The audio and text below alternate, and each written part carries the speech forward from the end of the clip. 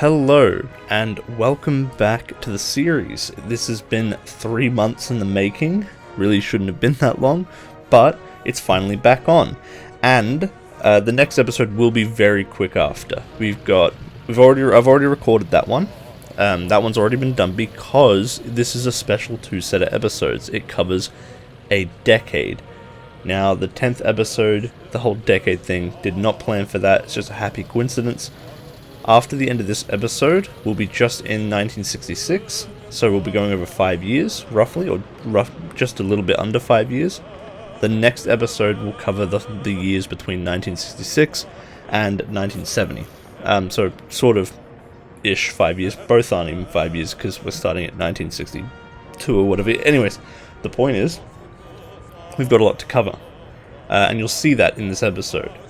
Now, before we get into the episode proper, I want to make a quick shout out. In the description you'll find, and also if I do it correctly there'll be a little info card as well. I'm going to link a video by my friend, my personal friend. He did a video on Iran and Iran's development and politically and industrially during the British occupation. It's specifically about the oil industry and a special operation that was done in order to overthrow the oil industry and the means by which Iran was trying to nationalize its oil. It's a great little documentary. It's a single part of a greater series. He hasn't finished it yet, so if you do want to see that and get in on that, I'd highly recommend you go and check that out. But anyways, you're all probably here for this episode. So, we've got plenty in store, and as I mentioned earlier, we're covering 10 years, so don't be stressed about trying to get sort of like comments out for this one about, oh, you have to, you should totally do this and that. There are some things I'm going to definitely be able to do, and I'll make that apparent in the video, but anything you want happening before 1970, I'm sorry, it's almost already set in stone. But once we're done with this episode and the next, we will be on with the new series. If you haven't joined in on the new series yet, you can still get in on it. You can join the Discord for that. Otherwise, comment, like, subscribe, all that jazz. And with all that said, we will start getting into the video right about now.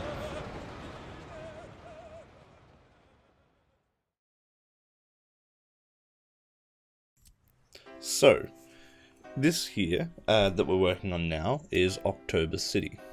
Now, originally, there was just a small central area planned out for the city. But we have bigger plans. October City will feature a very large population. It'll be, as the name implies, a city. Now, what a city actually entails in terms of size is actually a very deep and long discussion in terms of all the different parts of sociology and whatnot. That's a huge discussion that we're not going to get into. But what we are going to get into is the goal for what this city, or how many people this city will house.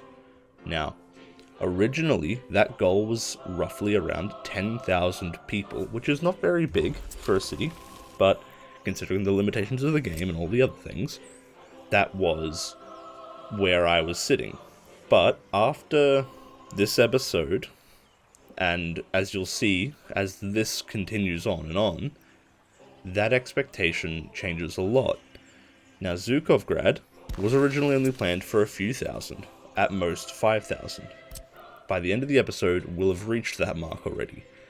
And that's concerning, since that throws the size and the expectations quite high.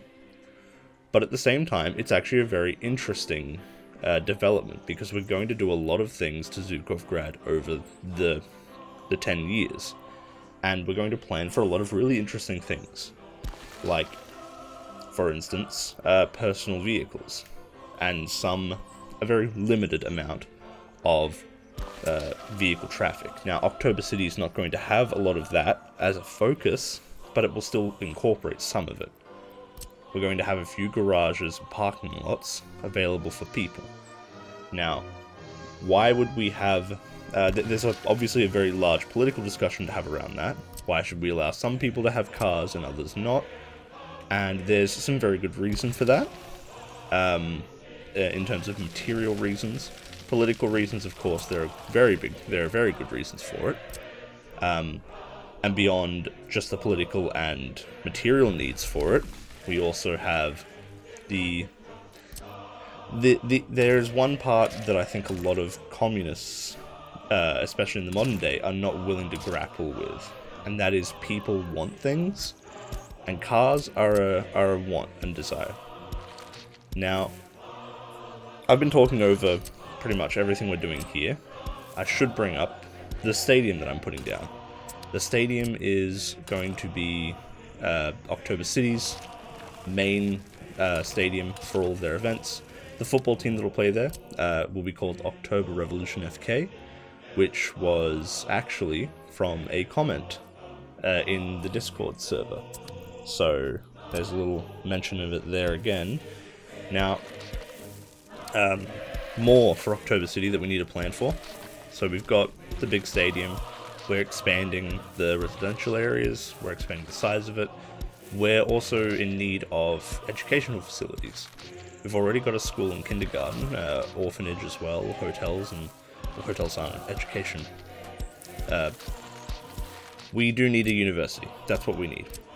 And since we don't have a medical university at the moment, that is very much so what we're going to be putting here in October City. Now, the relevancy to nuclear energy, which is the focus of October City, some people might question, and I think many people who actually work in medicine might very quickly realize that yes, in fact, nuclear or radiology is an incredibly big part of medicine. X-rays, chemotherapy, and not to mention the various different methods of surgical, not implements, but supplements that require radiometric, radiology, specifically not dye markers, but radioactive markers that are used in understanding the body. That is incredibly prominent in medicine, and thus would be the particular focus of this medical university. So we could say it would be a radiology institute. Now we have a cardiology institute as well. That's actually the hospital though, across from it. We can very much say that the matter of the two being there is, it could be a coincidence or it could be entirely planned. The focus on nuclear and of nuclear energy in the city though is not a hard rule. Of course, we're not powering everything off nuclear energy. We're not running the trams with nuclear reactors in them and cars. It's not fucking Fallout. The video game, not. We don't want Fallout as the actual phenomenon, but the point is that October City is focused around the nuclear power plant and nuclear research. It is not only about nuclear energy. The point of which I'm trying to make here is that we don't have to hard focus on science and this and that. Of course, there's going to be plenty of it, and a lot of things will focus around it, but there is space for non-science and non-nuclear related amenities, research facilities, and other services, right? So we don't have to be hard stuck in anything. That being said, we are going to more than likely have another university other than the medical university here. There's already the Communist Party that will be here. That's almost a necessity.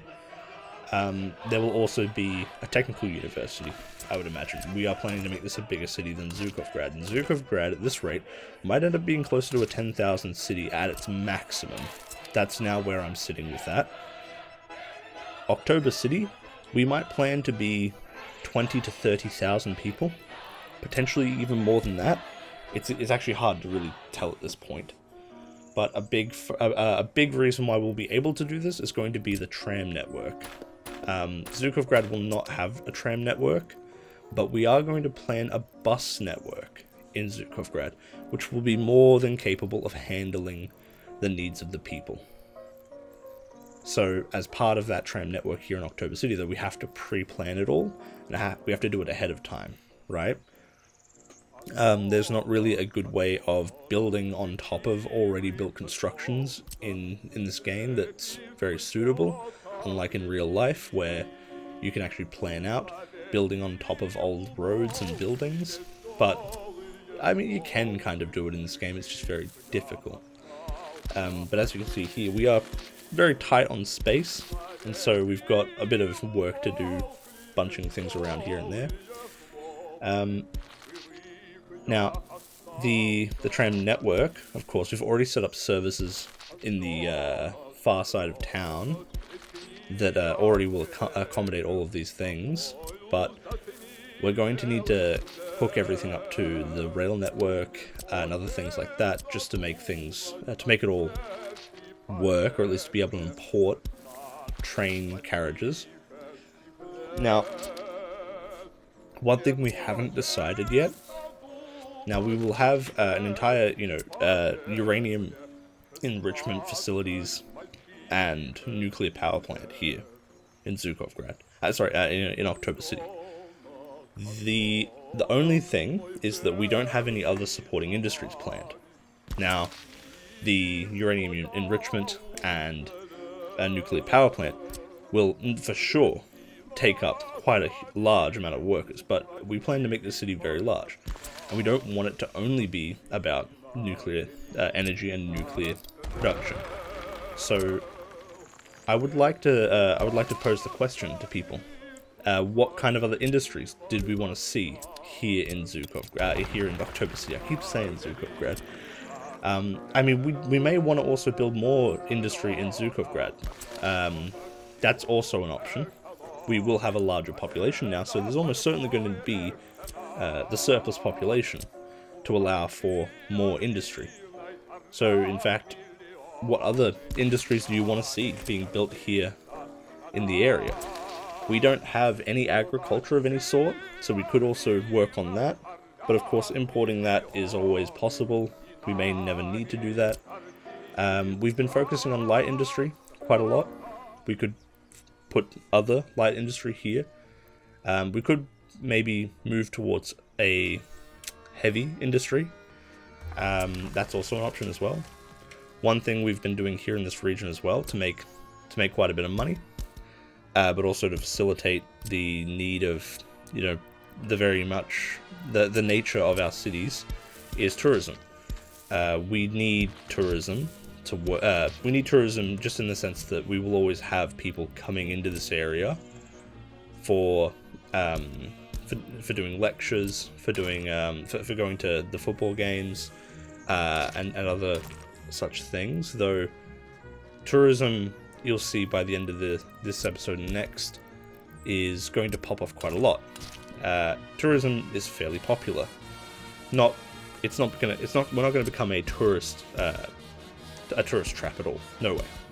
But we are going to facilitate some level of tourism. That is just the nature of how this area has developed, or how our economy has developed. And tourism has been a very easy way to make money and supplement what we're not making just alone on the soda plant, which is doing well, but hasn't been able to make quite the returns we've been wanting. Now here's that Communist Party headquarters I was mentioning earlier. Now, it is quite large, and that is because we plan to make October City the regional capital. So Ural Yug, the area, or the entire map that we're playing in, this will be the capital city. October City will be the capital city, potentially. For a while, we might make a new capital later, because this is going to be a science city. We might want this to just be a science city, because at the moment Zhukovgrad's the only city and therefore the capital of the region. But this will take over that level in the hierarchy of politics. So that's going to mean Zhukovgrad will change quite a lot, but not very much too radically. It might stay the capital for a while as October City grows. But for now, that is the plan. October City will be taking over. But at this present time, especially after the end of the next episode, that hasn't happened yet. And it may happen in the mid-70s. I'd say somewhere in the mid-70s, maybe even the late 70s. That's when things will change. But of course, that's still quite a ways in the future, ish. So I don't know for certain if that's going to be the case. We'll have to see.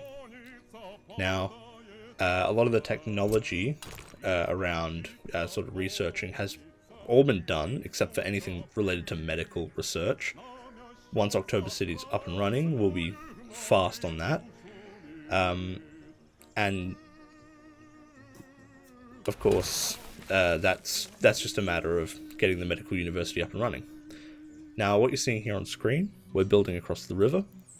Important to note that there's not a lot of space on the other side of the river, but we do need to cross it at some point, so I'm putting in the bridges now, rather than waiting and letting it become a problem in terms of space.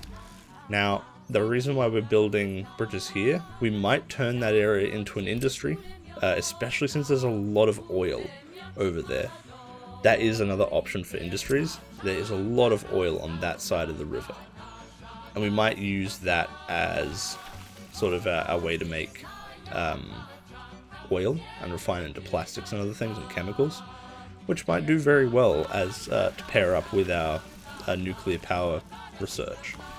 Since plastics and oil production is kind of a whole big thing in the science community at the moment. It is the early 60s and will be the mid to late 60s throughout this episode.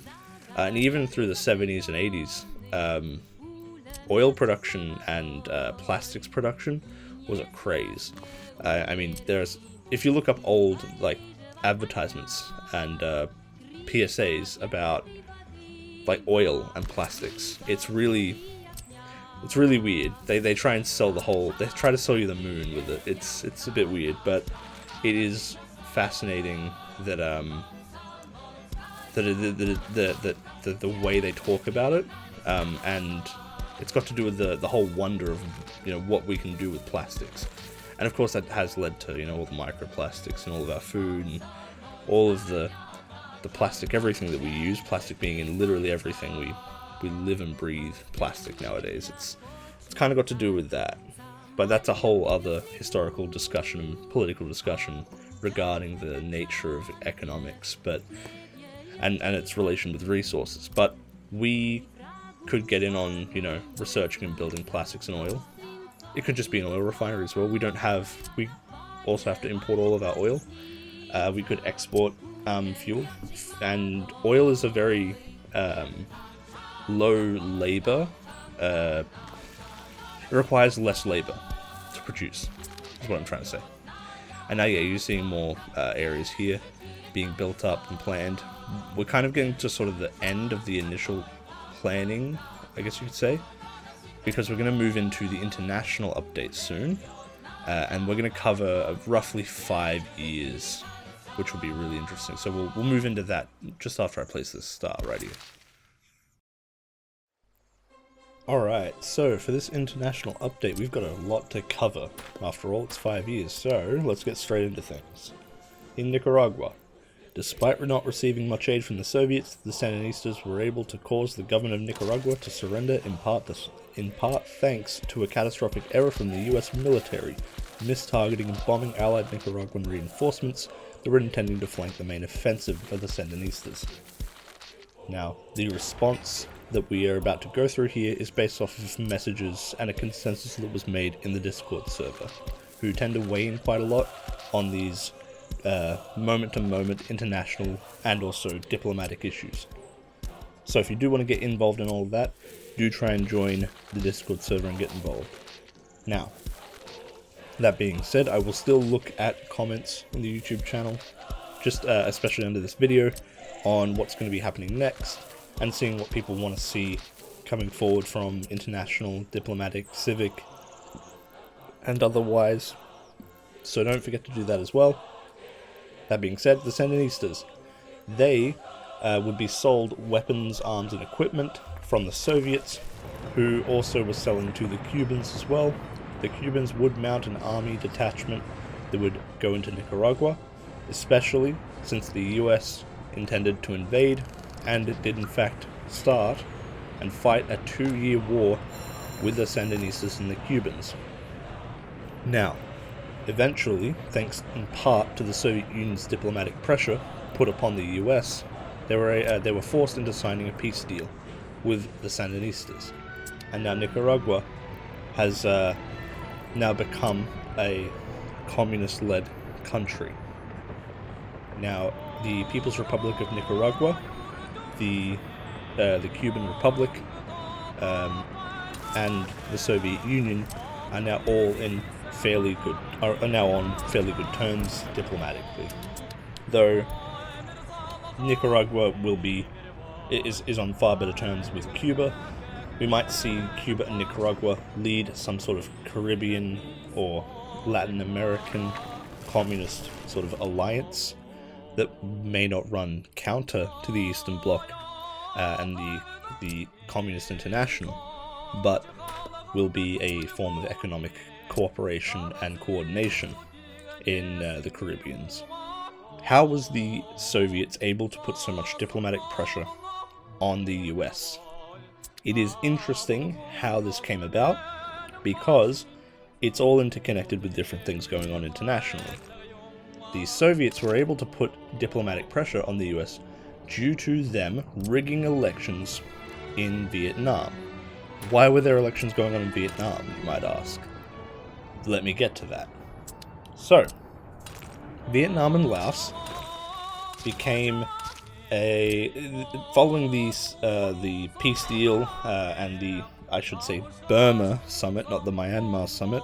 I incorrectly called Burma Myanmar, as it was called Burma back in this day and age. Now, so there was a peace deal signed between the US, Vietnam, Laos, China, and the Soviet Union regarding the Indochina War. Laos and Vietnam would be split into 4 separate countries, with northern Laos, northern Vietnam, southern Laos, and southern Vietnam all being separate countries.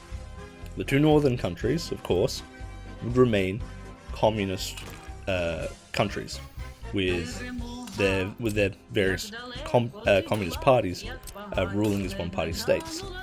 Now, alternatively, the 2 southern nations would be observed by the international community, which isn't just America and all of the West. It included the Soviet Union, China, and various other parts of Asia as well, would all observe a 4-year period, or roughly a 4-year period, in which Vietnam and Laos, the two southern ones, would undergo a loosening of restrictions regarding democratic reforms, and open up a legislation in which both the capitalists and the communists could vie for being elected, and once elected, they could decide whether or not to reunify with their northern constituents. Now,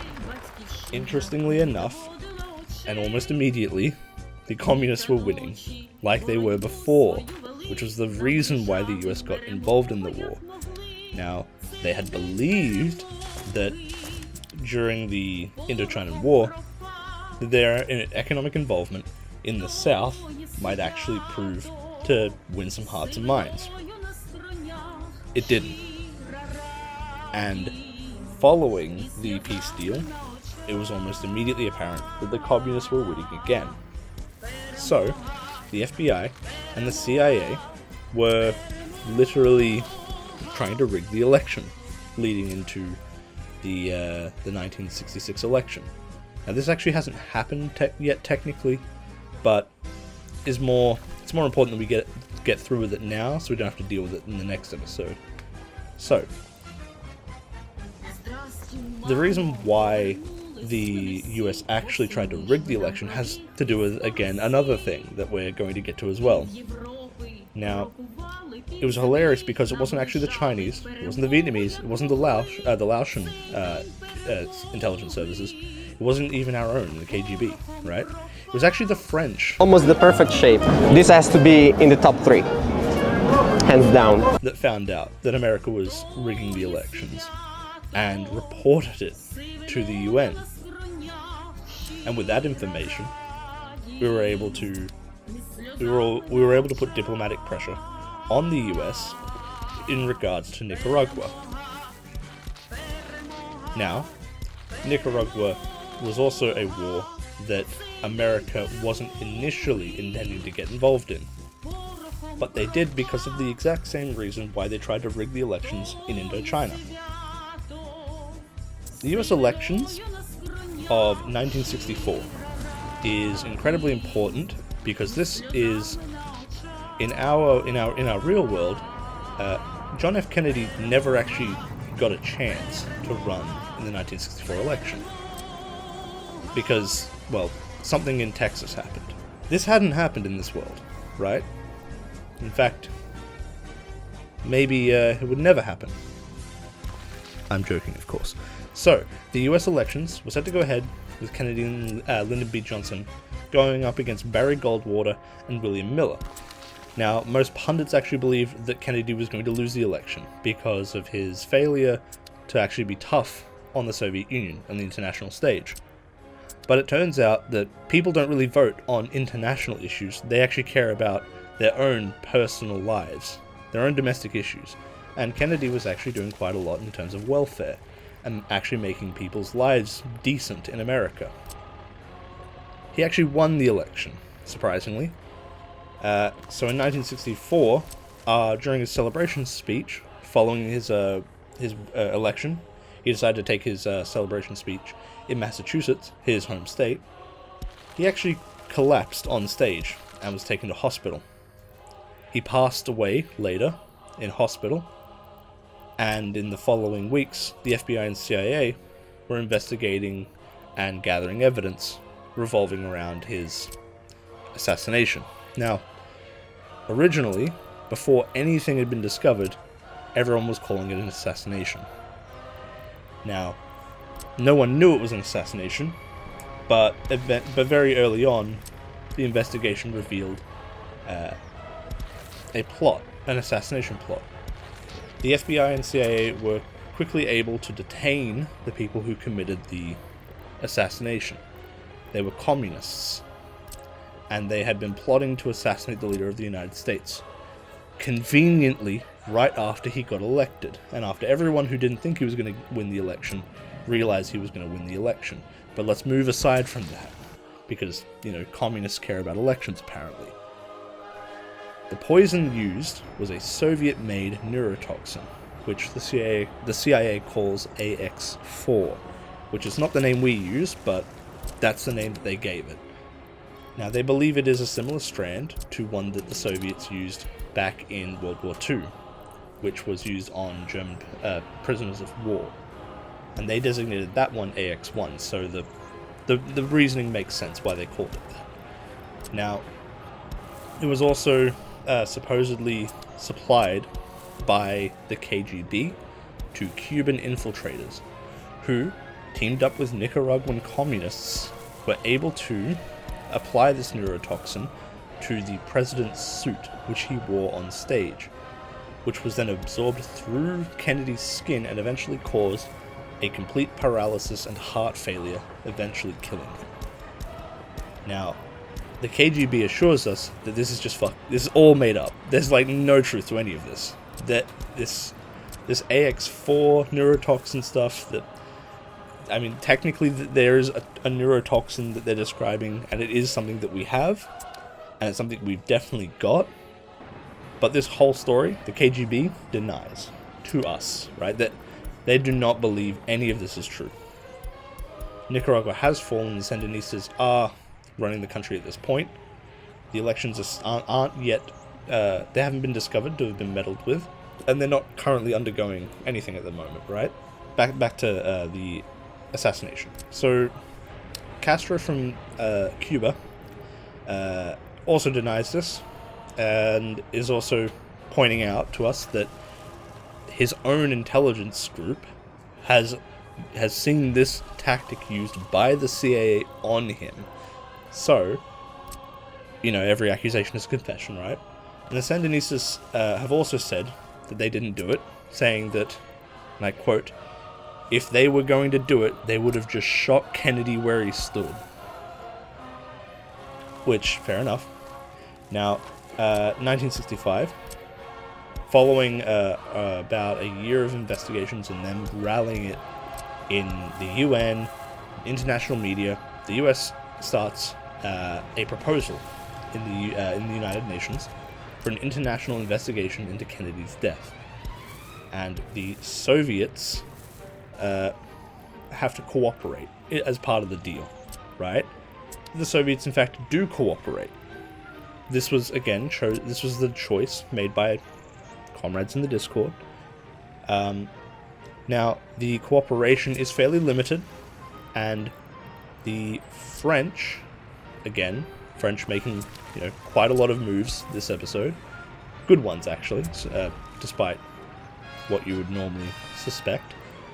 The French are able to analyze, they're a third party in all of this, and they are actually able to analyze the neurotoxin and determine that it's actually old, like fairly old, and it's possibly not been in the Soviets' hands for a while, which suggests that the CIA has been holding on to it for a while.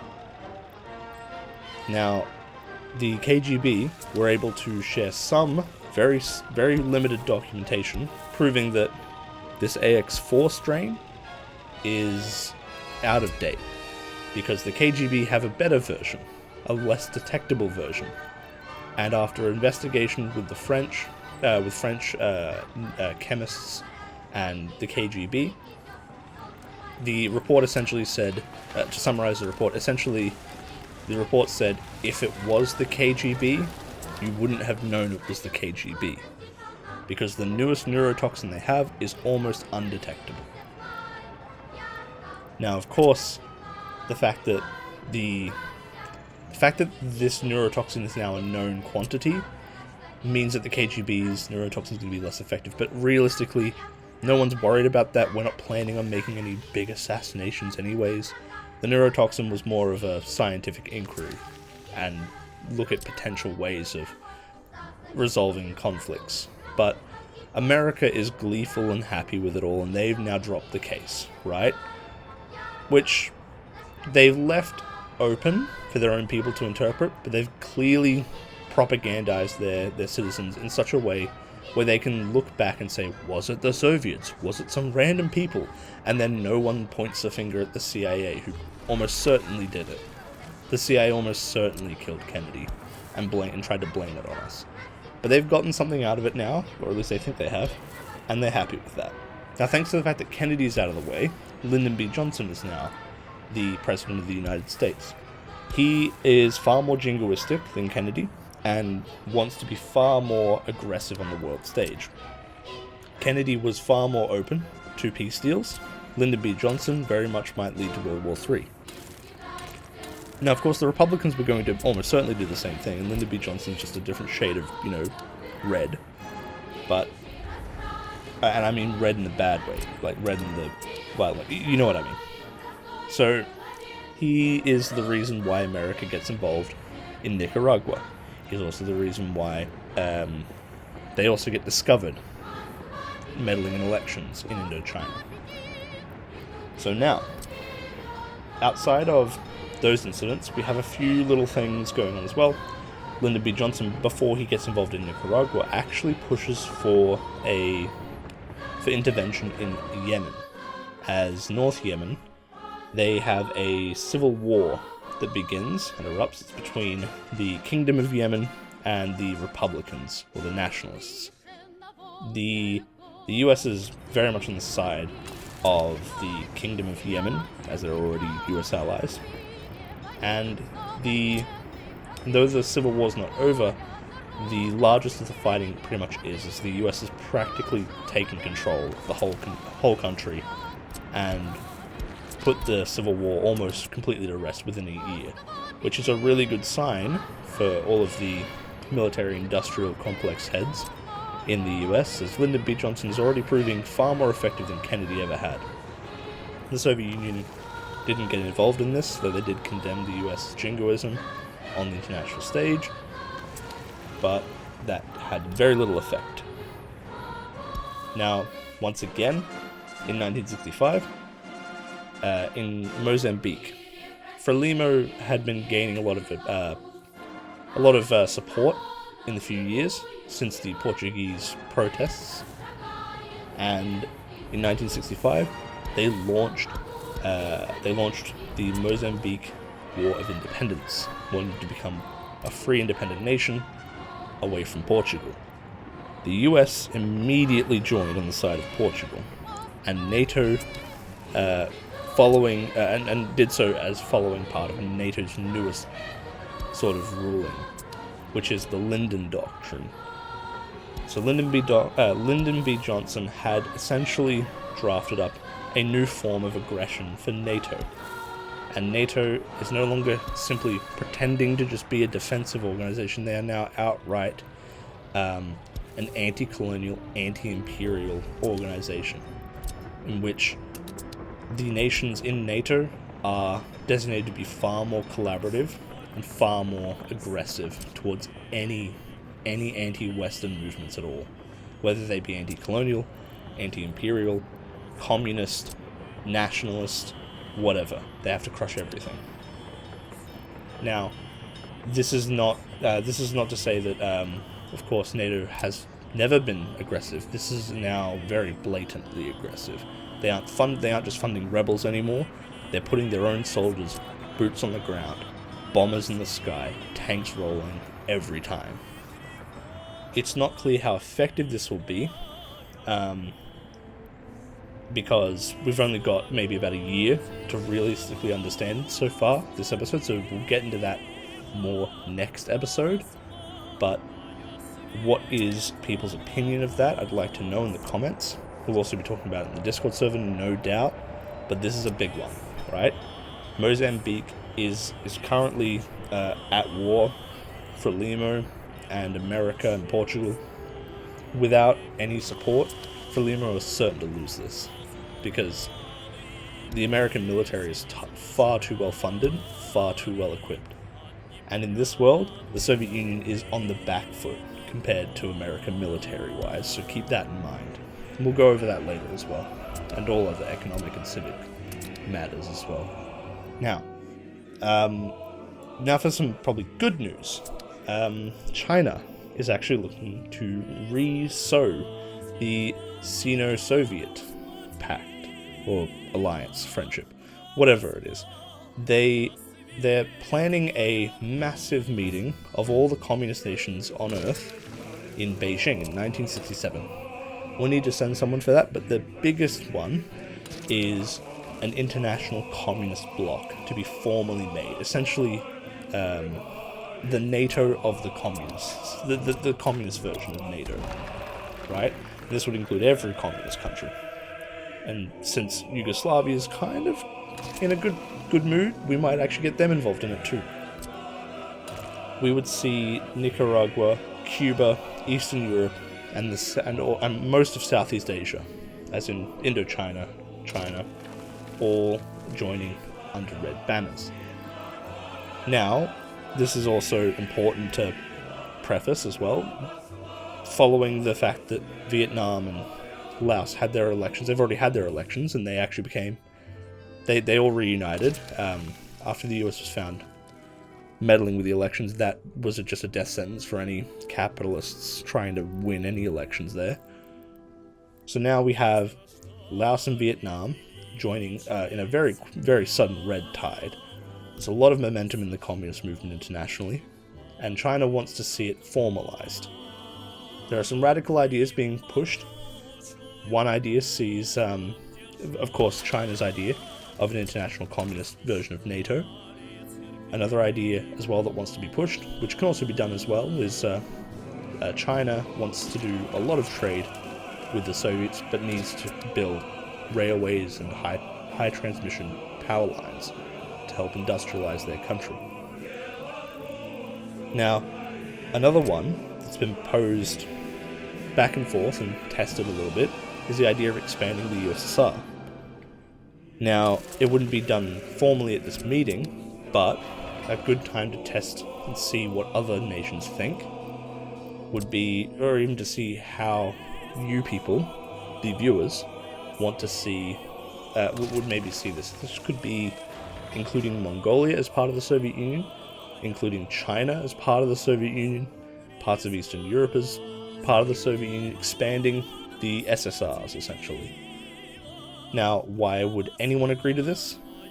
The main reason for doing this is that you still become your own country. It's a voluntary union, the Soviet Union, as is written in the Constitution. Now, the reason you'd want to do this is to be completely integrated in the Soviet's economy and political setup. Essentially, we could very likely see a Chinese General Secretary of the Soviet Union, which would be kind of cool. But we'd also see cross homologation. Essentially, we'd see Chinese people in Eastern Europe. We'd be seeing a far more generalized trade across all of the Soviets, and we would see a far more unified Eastern Bloc. The more incorporated nations become as part of the Soviet Union. And of course, it's part of the communist ideology to eventually post all of the world's revolutions to eventually have the state wither away. And what you'd need for that is a unified singular government that could then allow for that state to wither away. This could be jumping the gun a little bit, but there is enough positive attitudes in the air that this could be proposed. We could leave it. We could maybe not even talk about it, but that's an idea that's been thrown around. Now, other than that, the main reasons why this could be a problem is that it could heighten US aggression and lead to World War III. So that is another thing to be wary of.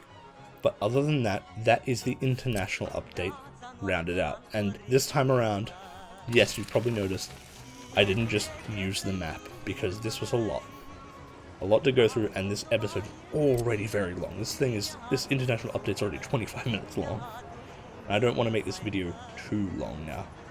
But with the international update done, we'll get back into a bit of building again, and then we'll get on to the civic, domestic sort of economics. And then we'll do some more stuff. You'll see. So, before we get into planning out the next part of the area, I just want to quickly throw up the economic stats and the civic stats, which you'll see now. And I'm not going to really talk over them that much, since it's a lot to go over right now, and we've got another episode that I can do a lot more talking about. They're not really applicable right now. We can't do anything to change the outcome of numbers changing from here until next episode, so I'm not going to do anything regarding that. Now, the more important thing is talking about what I'm doing on screen right now. I'm currently just building the sewage system for the nuclear power plant, which you would have already seen footage of me planning it before. Now, October City's always been, at least in plan, it's been planned to be a science city. Now, this one, of course, is going to feature primarily a nuclear power plant, which will be partly for nuclear energy research, but also, importantly, this will be for generating electricity, which we need, and we don't have a lot of. We are using, at the moment, as of 1964, we're still importing most of our energy.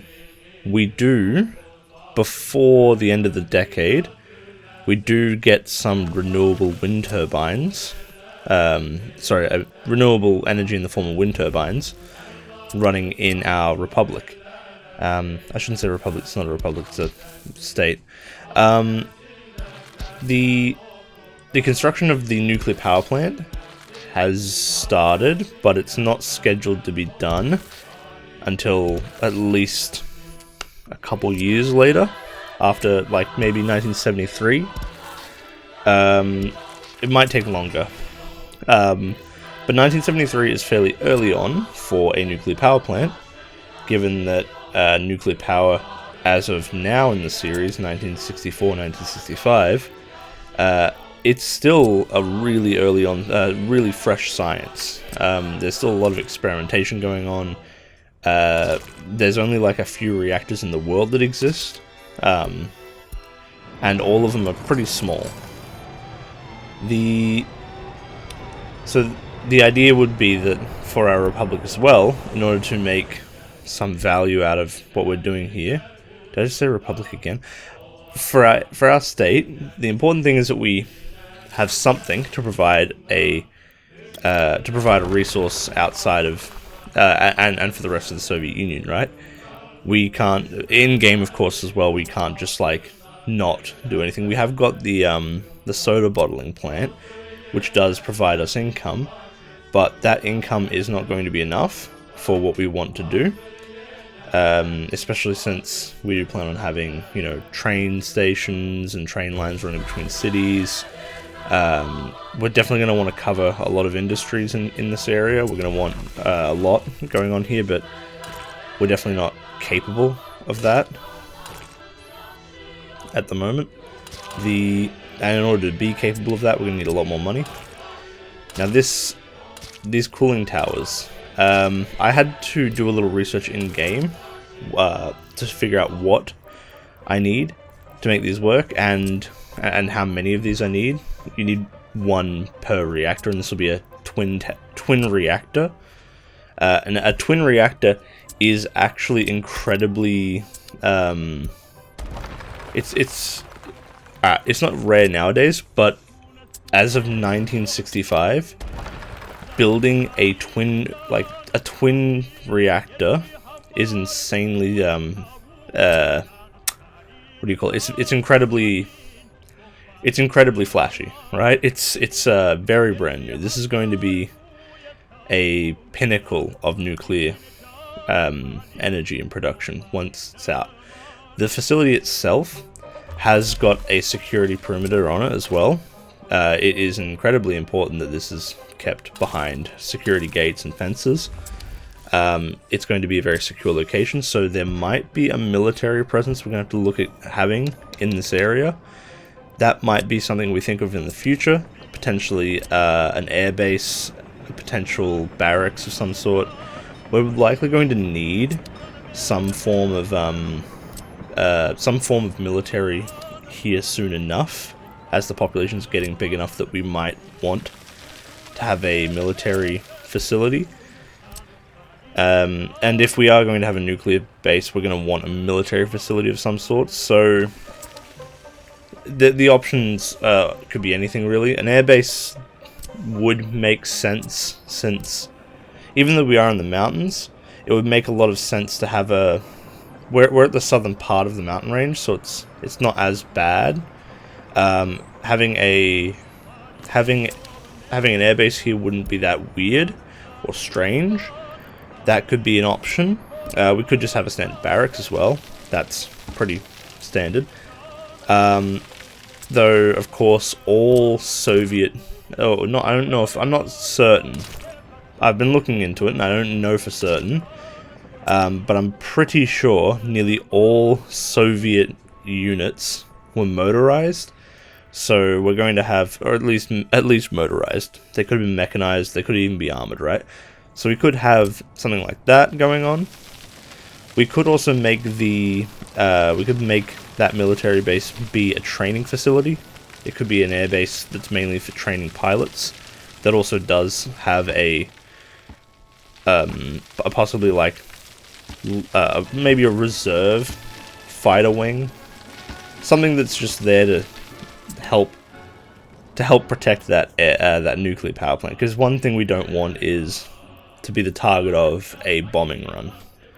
Now here I'm building a little bit of an outcropping, I guess, for the city. Now the idea for a port, I'm not actually putting one down. I'm just checking the sizes of them. There's not going to be a port here. Just saying that right away. There's just not enough space. We don't have the space on the river for it. We're going to need way more space further down to actually get that.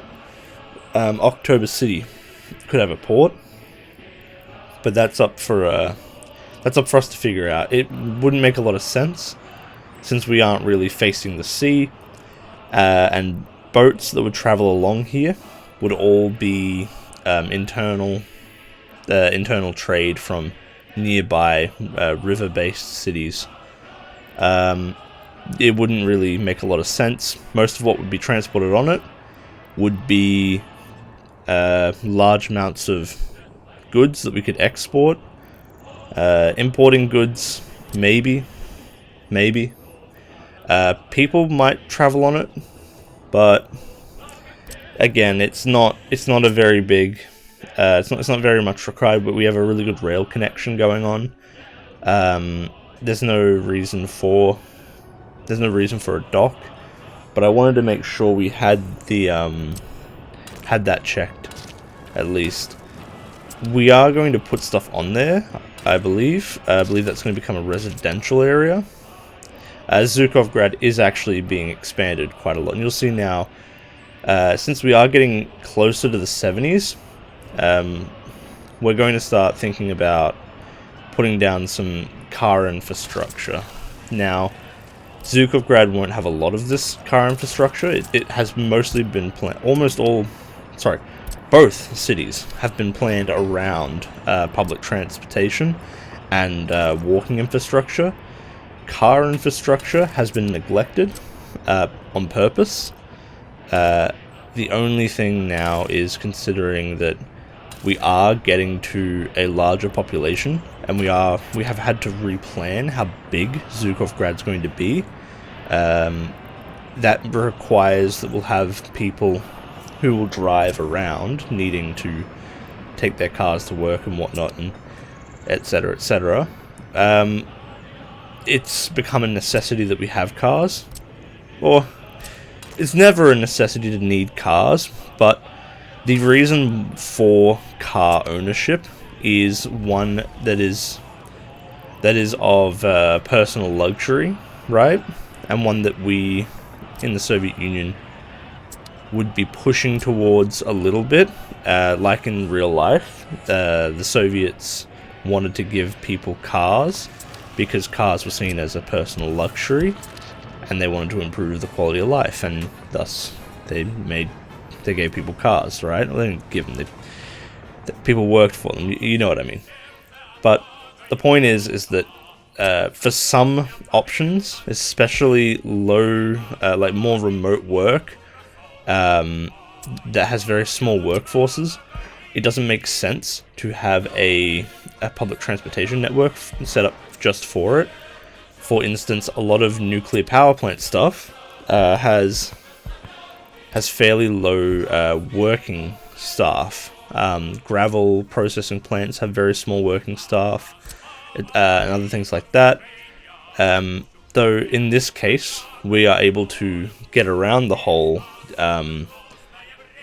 fact that, we're able to get around the fact that nuclear power plants have very small amounts of workers compared to other facilities, in that we've made the refining plants part of this facility as well.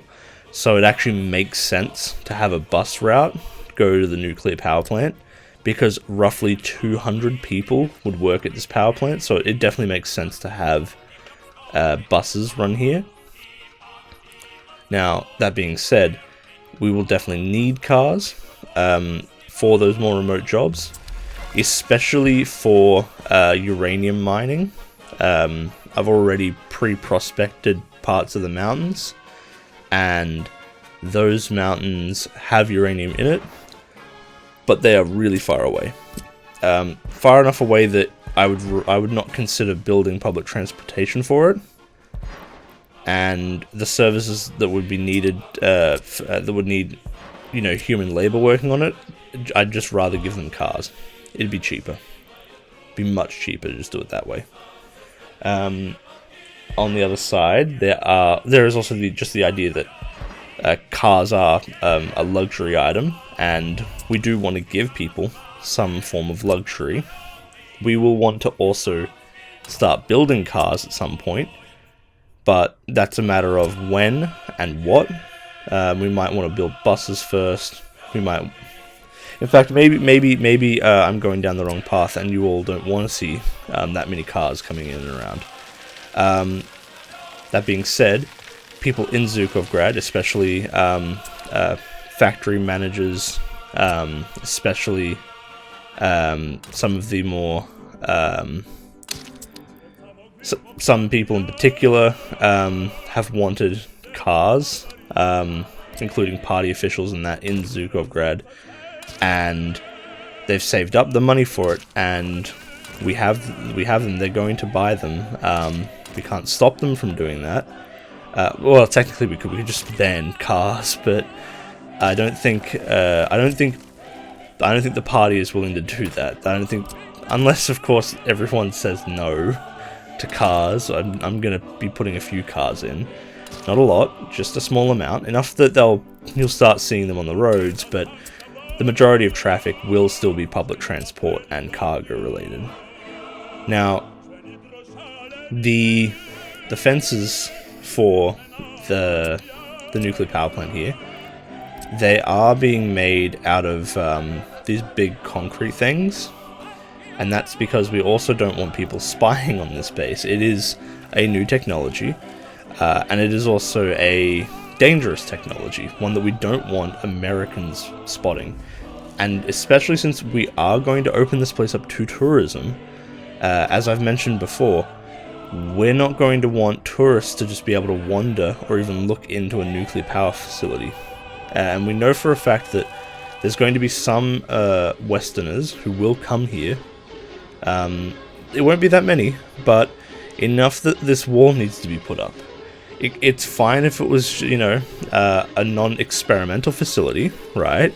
We could put up a chain link fence, sure, but this is a scientific and research facility. We don't want to just let the Western powers take information straight from our facilities. We don't want them taking photos of things on the ground. Obviously, we can't hide the giant reactor building and the towers, but I mean, so what? We have to be a bit secretive about our construction and whatnot of the nuclear facility. We don't want to give American scientists any tips, especially since we are in a Cold War, and that's ongoing, as you've just come from that segment and just seen.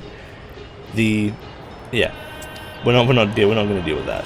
So, one thing here that you're seeing, this is I don't know why I included this. I think maybe I'm including this because I like to show that I do make mistakes. It's not all perfect. This is actually a mistake I made earlier in the series that's only starting to take effect now, and that was I misplaced a bunch of water pipes. Now, they have to get fixed and all this and blah blah blah, but I think a lot of people might get off the wrong impression that I'm really good at this game. I'm not. I'm still figuring things out. So don't take my don't take me as some like super expert guru at this game. I'm just I'm sometimes fumbling through it just as bad as you are. Now, this here, we're actually building an electric train network. Sorry, we're electrifying our current train network. And I want to say this now, after testing this out and doing it, never build non-electrified rail. It is so difficult to actually make electrified rail work after you've already put rail down, because it is incredibly difficult to build it whilst having any trains running on the network. It's it's a whole process. Just build it electric from the very start and don't worry about it, right? Like, just never go non-electric. It's just not worth the pain of not having set it up in the first place, because it's just not worth it. It's just not worth it. I hated doing it. It was actually painful. I don't do it all this episode, but it takes so much work. But speaking of more pleasant things, Riverside apartments. Now, of course, we do have the train that runs through periodically. I'd like to imagine that the train signals aren't that loud, but having lived near one in real life, they are, but you tune them out pretty quickly, so I wouldn't be too fussed about living near that. I think some people would definitely not like it, and unfortunately, Zhukovgrad is going to get to a point where it grows faster than we can reasonably keep up with. We're going to have an issue where people are not going to be able to find houses, and we're going to have situations where we have more people wanting houses than we do have houses, and a lot of people are going to have to stay in their family house because there's just no housing. This is a difficulty in the fact that building houses is a slow affair. There's a lot that goes on in it, and we're trying to build houses that are really nice for people, even though we're building a lot of prefab housing. Prefab still isn't quick enough. That's why we're trying to build more construction offices, because we need to pick up the pace, like, desperately.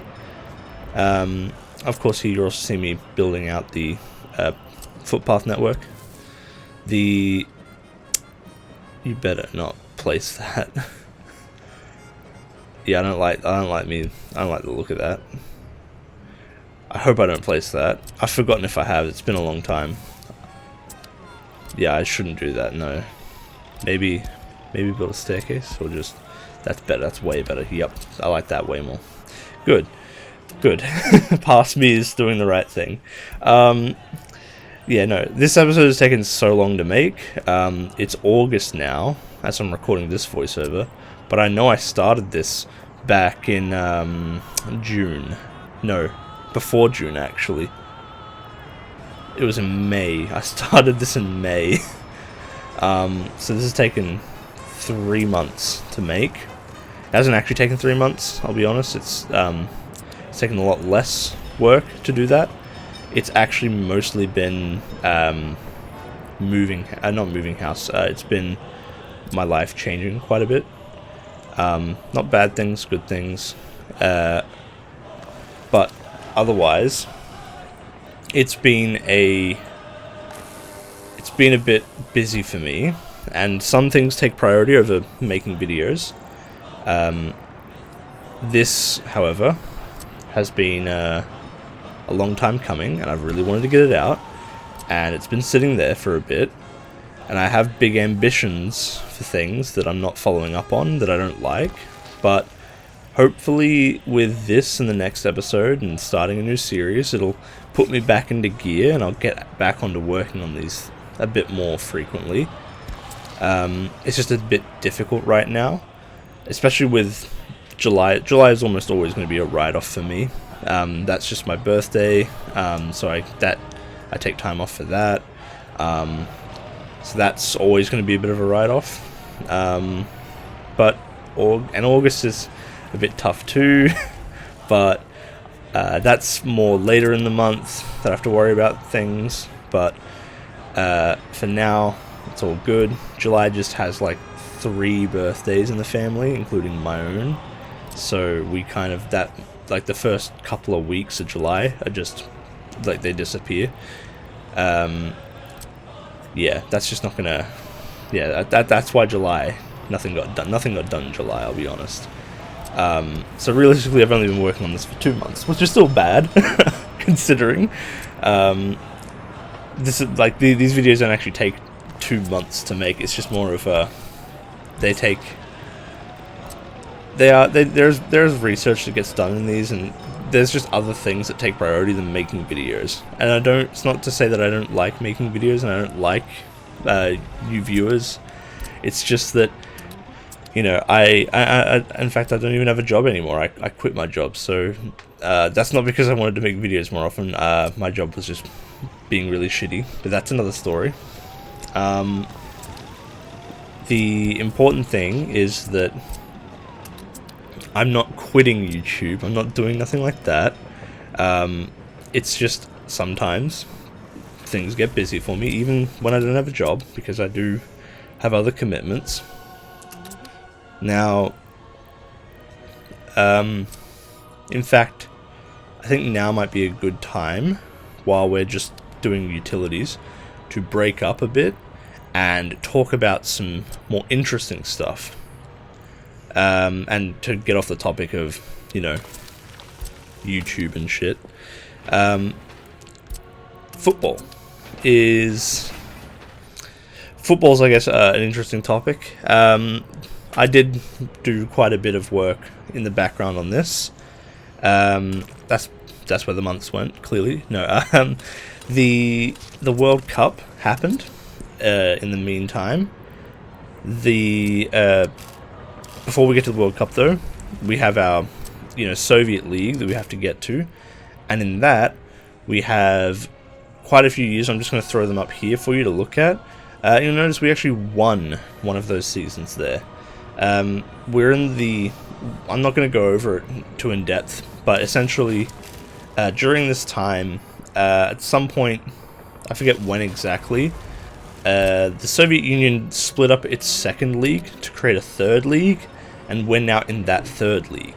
So now we've managed to go down a league despite getting better as a city, right, at football. And the whole getting better at football thing can be mostly attributed to the fact that our population explodes. Like, we started off with roughly maybe, I want to say 2,000 people. By the end of this, we're already up to like 5,000, I think. We're already nearly 4,000 people, as you can see now, in August of 1966, I believe. Our population does explode, and we have to house all those people. Thankfully, all of them are like getting their services and everything. All that's fine. Like, none of that's a problem. We were already like well prepared for everything like that, emergency services and everything. But it's just housing is the issue. The other thing, the World Cup that happened. So for the World Cup, first we'll talk about 1970. That won't be featured. The 1970 World Cup won't be featured in the next episode. It'll be featured in the episode after that. And that will be the Mexican World Cup. And I believe that was also the same in the real world as well. And that was the first World Cup that was broadcasted on color TV. So that'll be another interesting thing. But the 1966 World Cup is hosted in England, right? And that is the English World Cup in the real world is where England won their first World Cup. Now, we already know that England has actually won a World Cup already in this world. Now, that's terrifying, and they may actually win this one. In the first group, we had Argentina, Hungary, Spain, and the DPRK. That is the order that they were seated in, with Argentina being the strongest, Hungary being the next strongest, Spain third, and the DPRK fourth. Now, Argentina didn't qualify. Hungary and Spain did. Argentina came third, the DPRK came last. Hungary topped the group, and surprisingly, Argentina didn't make it. DPRK didn't even win a single game, which is sad for them. But Hungary, they're doing really well. Group 2 features Colombia, West Germany, France, and Mexico. Colombia was the top seed, the strongest team in that group, despite the fact that France is there, and West Germany. Colombia is the top seed, surprisingly. Now, that's because World Cup seeding at this point is done by region, not by specifically how strong those teams are. Colombia is not the strongest team in this group. France almost certainly is, but Colombia actually won the group. They beat out France by by 2 points, I think, as France drew one game and Colombia won their 2 games against the other teams, and I think they drew to France or something like that. I don't have the actual numbers there, but essentially Colombia takes the top of the group. France gets second, West Germany gets third, and Mexico is dead last. That group is always going to be an upset because Colombia, West Germany, and France are 3 really strong teams. That's kind of every group. Every group's got this sort of no clear way about it, which is really great about this World Cup. And they might plan on expanding the World Cup, hint hint nudge nudge, next time around or soon enough, as it's starting to get a bit competitive, a bit overly competitive in the groups. So in Group 3, we have Brazil, England, the Netherlands, and Romania. Romania and the Netherlands didn't qualify, but England got the top spot and were looking incredibly strong. Brazil got second.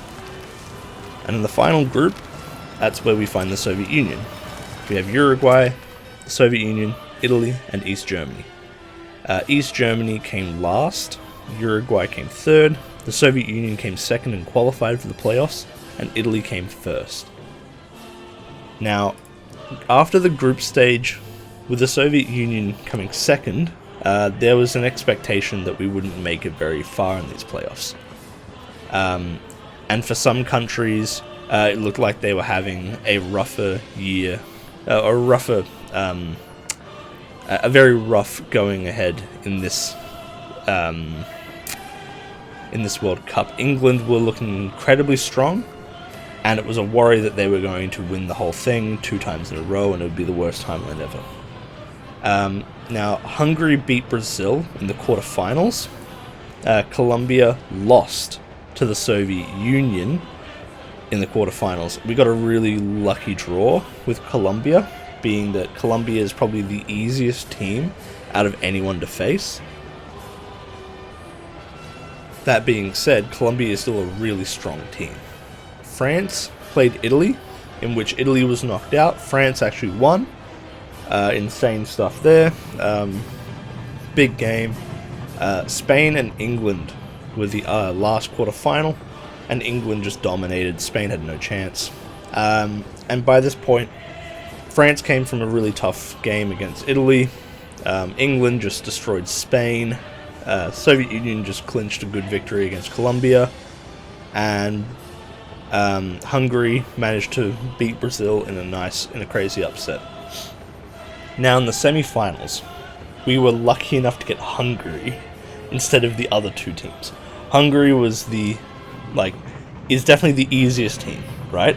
Hungary is a good team, but France and England are powerhouses, right? The Soviet Union getting Hungary in the semi-finals was a fucking blessing, right? So that gave us the best chance possible, right? Now France actually managed to upset England in a very tight game that went to extra time. France beat England in a 102nd minute goal or I think it was 112th minute, something crazy like that. Now, between Hungary and the Soviet Union was actually able to come out on top with a last-minute winner. And the score was something like 4-3. It was a ridiculous game. And so that meant that the Soviet Union was going to play France in the grand final of the World Cup. In third place, though, playing for third place, that came first, and that was Hungary versus England. Now, England dominated that one. There was no way they were going to lose to Hungary, and they took third place quite easily.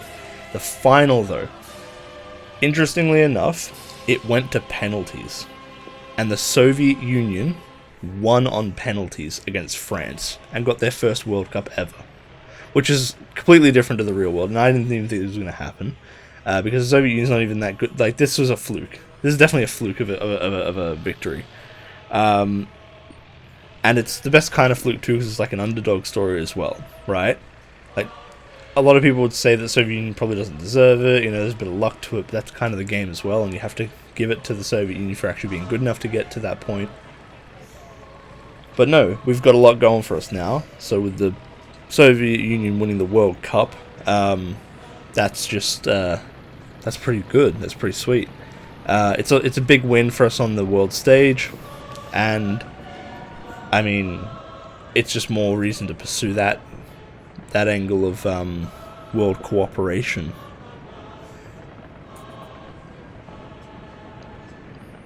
But yes, that is pretty much everything that I wanted to cover for this episode. So now, you know, heading into the very final parts, I do want to say that this episode, you know, I apologize for it coming out so late. Hopefully, I can get out the next episode relatively quickly. I've got plenty of time now to work on the next episode, and I've managed to move things around to prioritize that, and I've already recorded that, so it's just a matter of getting it all done. I hope that I can get it done. The question now is for the next series that I'm going to be doing. When will that episode come out? Not too sure about that. But stick with me. Stay tuned. I will get that out as soon as I can. Until then, though, be sure to like, comment, subscribe. Stick around. Stay tuned. But until next time, have a good one.